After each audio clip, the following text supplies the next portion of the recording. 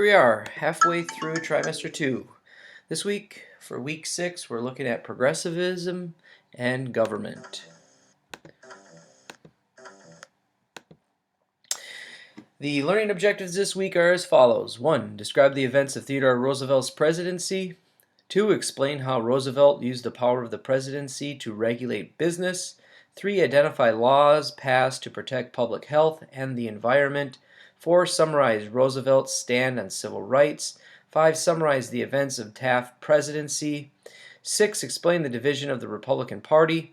7. Describe the election of 1912 and the decline of the Bull Moose Party. 8. Describe Woodrow Wilson's progressive reforms to his presidency. And then 9. Explain limitations of Wilson's progressivism. All right, here we go. Role of government. Again, looking at the structure of government within our federal system. Remember, the federal system is only composed of 2 levels, according to our Constitution, that being the federal, the other being the state. As we talked about last week, or 2 weeks prior, with the political machines and political bosses trying to gain control of city government. And then we also see county government weighed in as well. So think real quickly, in which ways do these levels of government impact your morning today?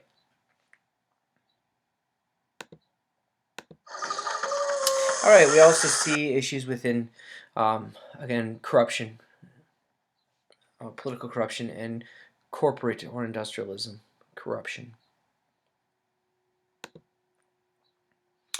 I want you to quickly think, what do reformers mean when they say give the government back to the people?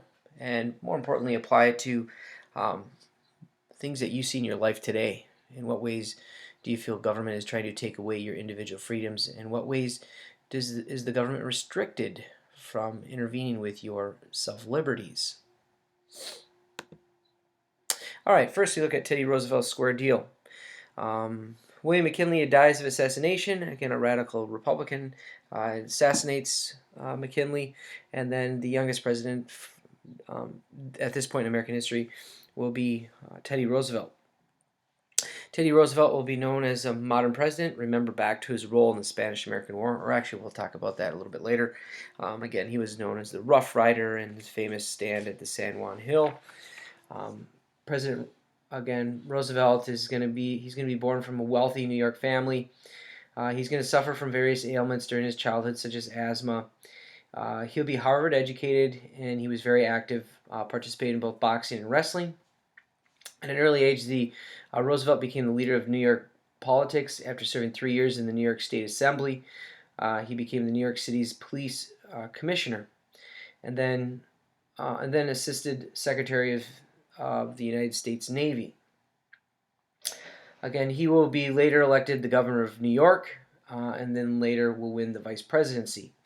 What we mean by modern presidency, President Roosevelt again was thrusted into office in 42 years of age. He soon dominated the news with exploits, as just mentioned, with boxing, and then other days he'd be galloping on horseback merely to prove anything was possible. Roosevelt often acted boldly. The famous saying, "Speak softly and carry a big stick," which we'll talk about next week in American imperialism.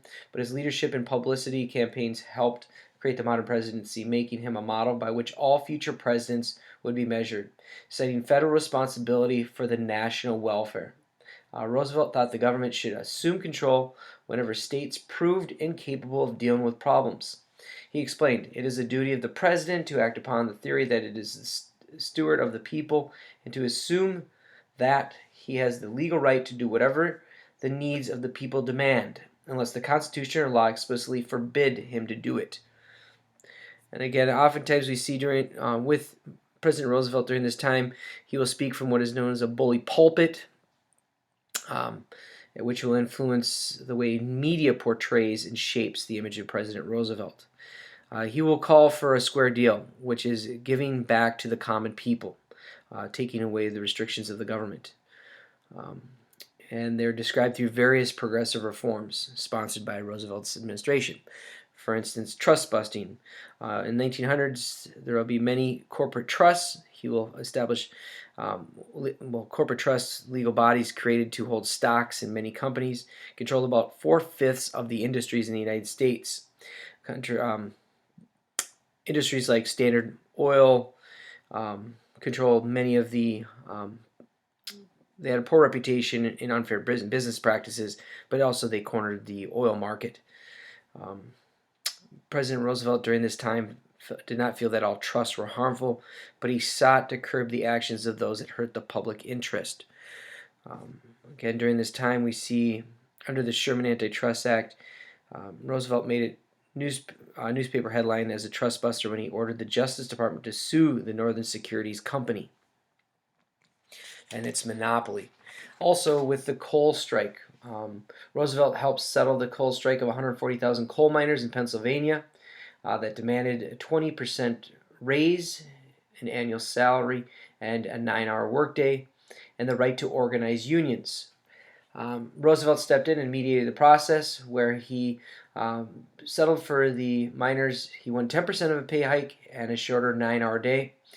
However, they had to give up their demand for a closed shop, okay, in which all workers must belong to the union.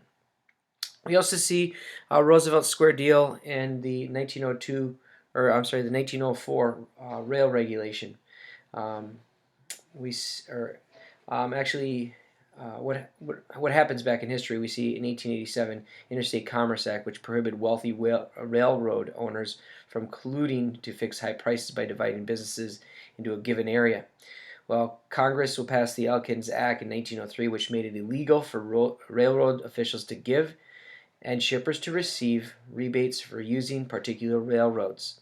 The act also specified that railroads could not change set rates without notifying the public. Then 2 years after the railroad regulation, the Hepburn Act of 1906 strictly limited the distribution of free railroad passes. We see health and environment. Health and environment, the regulation of food preparation as well as drug preparation allocation in society. Again, we look at Upton Sinclair in The Jungle. Again, Upton Sinclair is going to write the book The Jungle, and he's going to attack the stockyards of Chicago and the harsh human conditions found within these stockyards. What was most shocking to the readers is that Sinclair's Jungle book in 1906 described the sickening conditions of the meatpacking industry. Again, this brought awareness to President Roosevelt in reforming by creating the Meat Inspection Act. The Meat Inspection Act was passed in 1906. The Meat Inspection Act dictated strict cleanliness requirements for meat packers and created the Program for Federal Meat Inspection, which was used until the 1990s and then replaced by more sophisticated techniques in the 1990s. We also see the Pure Food and Drug Act. Pure Food and Drug Act claimed that their products accomplished everything from curing cancer to growing hair. In addition, popular children's medicines often contained opium, cocaine, or alcohol. In a series of lectures across the country, the Dr. Harvey Washington, the chief chemist of the Department of Agriculture, criticized manufacturers for their harmful preservatives to food and harmful effects of these drugs within medicines. In 1906, they passed the Food and Drug Act, called for the truth in all labeling, and that went for both foods and medicines. We see conservationists, again, preserving the natural resources. Roosevelt in 1887, we see the U.S. Forest Bureau withdraw public sale of 45 million acres of timberlands for the National Forest Service. The government stood by while private interests gobbled up shrinking wilderness. In the late 19th century, Americans had short-sightedly exploited their natural environment. They dumped untreated sewage. They dumped industrial waste into rivers. They poisoned streams, which created many health hazards. While conservation measures are put forth by Roosevelt, he condemned the reckless use of resources. And really during this time, we see John Moore, who is a naturalist and a writer with whom Roosevelt camped on the Yosemite National Park in 1903, persuaded the president to set aside 148 million acres of forest reserves Roosevelt set aside 1.5 acres of water power sites and 80 million acres of land that experts from the U.S. Geological Survey would explore for mineral and water resources. Roosevelt also established more than 50 wildlife sanctuaries in several national parks. In 1905, the president named Gifford Pinchot as the head of U.S. Forest Service.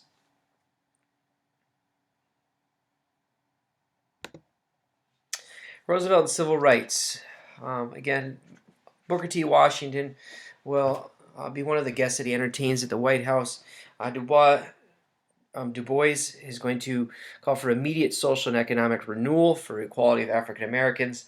Unfortunately, President Roosevelt, other than entertaining Booker T. Washington in the White House, did not support civil rights reform. The president after the two terms of Teddy Roosevelt is Howard Taft. Howard Taft was handpicked by Teddy Roosevelt.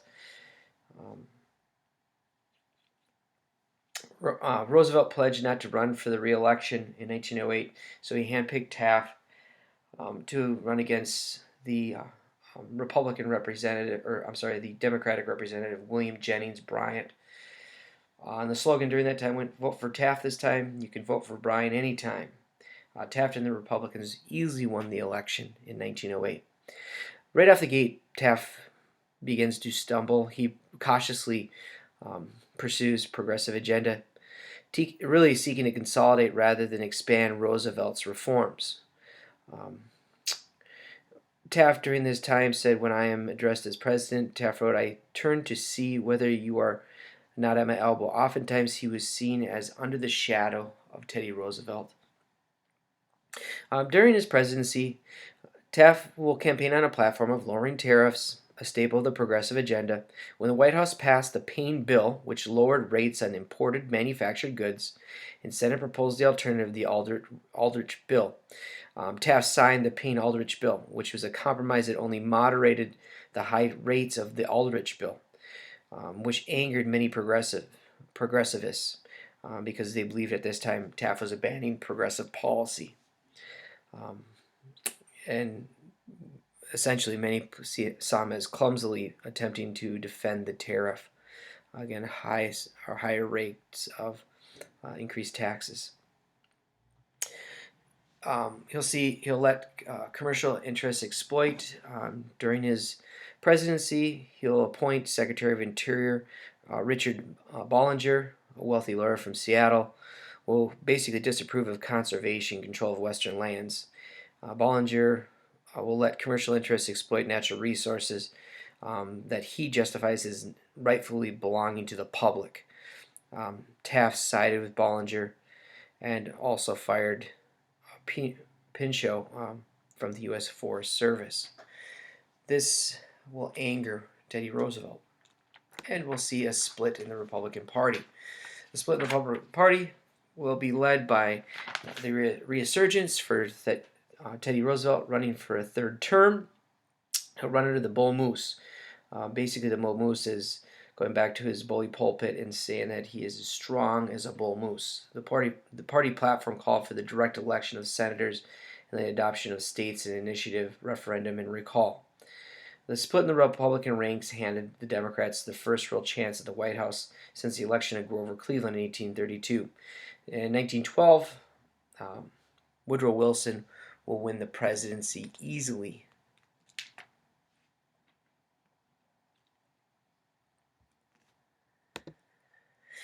We'll see the election again in 1912. Wilson, his first term, will be run under the slogan of New Freedom. He's looking at antitrust legislation. He's also a strong antitrust legislation. He's encouraging banking reform, creates the national bank and regional national banks, the Federal Reserve Bank rather, and he reduced tariffs, and then also supports small businesses and free market competition, and characterizes all business monopolies as evil. Wilson's new reform.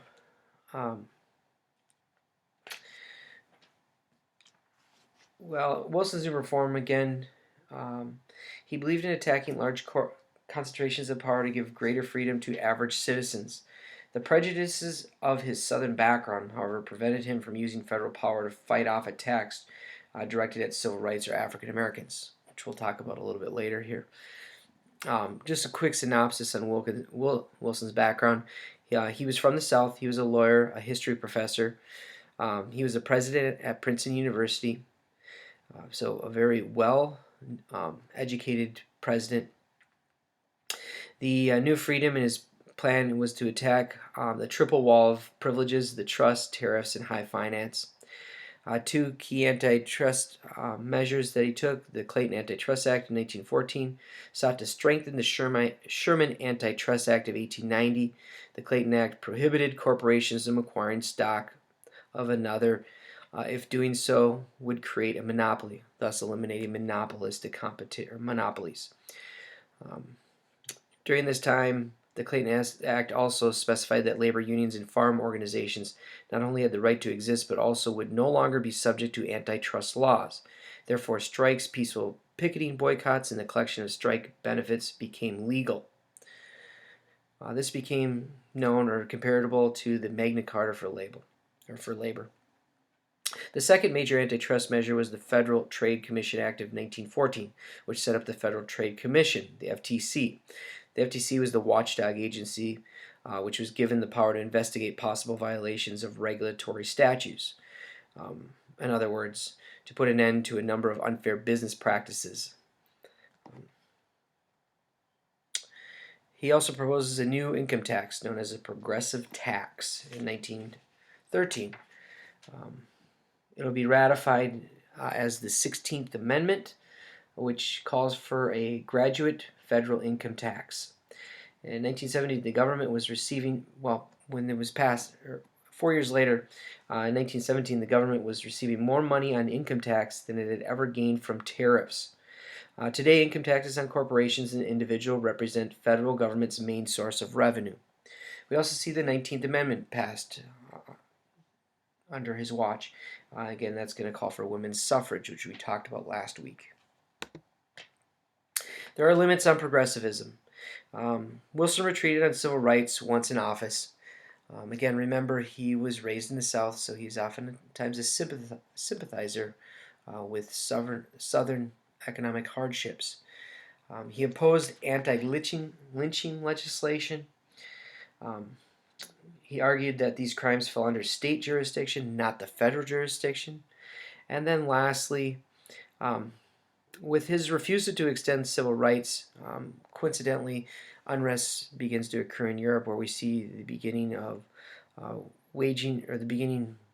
early stages of World War I, and soon that will dissolve the progressive movement and turn the federal interest to issues that are happening in Europe.